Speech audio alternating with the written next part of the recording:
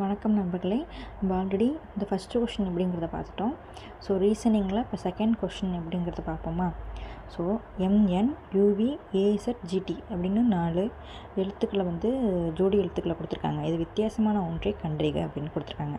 ஓகேவா. So MN அப்படின்றதுனா சரி 2 பக்கத்தில் உள்ள எழுத்து, அதனால் இது கரெக்டாக இருக்கும், இதுவும் கரெக்டாக இருக்குது, இது ரெண்டும் தான் வேறு மாதிரி இருக்குது அப்படிங்கிறத யோசிப்பீங்க. ஸோ அந்த மாதிரி கிடையாது. ஓகேவா. ஸோ ABCD எழுத்துக்களில் மொத்தம் அல்ஃபபெட்டிக்கில் மொத்தமாக 26 எழுத்துக்கள் இருக்குது. அதில் 13 பிரிப்போம். ஓகேவா. ABCDலேருந்து 13 எழுத்துக்கள் M வரைக்கும் இருக்குது.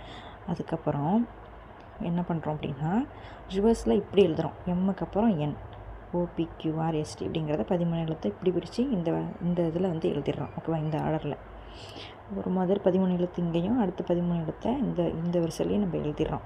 எழுதின பிறகு பாருங்கள், MN ஜோடியாக இருக்கா. அடுத்தது UV பாருங்கள், UV எங்கே இருக்குது, UV பக்கத்தில் இருக்குது. ஓகேவா.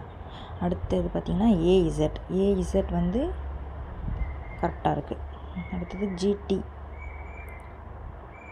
ஓகேவா. GT MN AZ இது 3 மேலேயும் கீழேயும் வரிசையாக இருக்குது. ஆனால் UVங்கிறது பக்கத்தில் இருக்குது.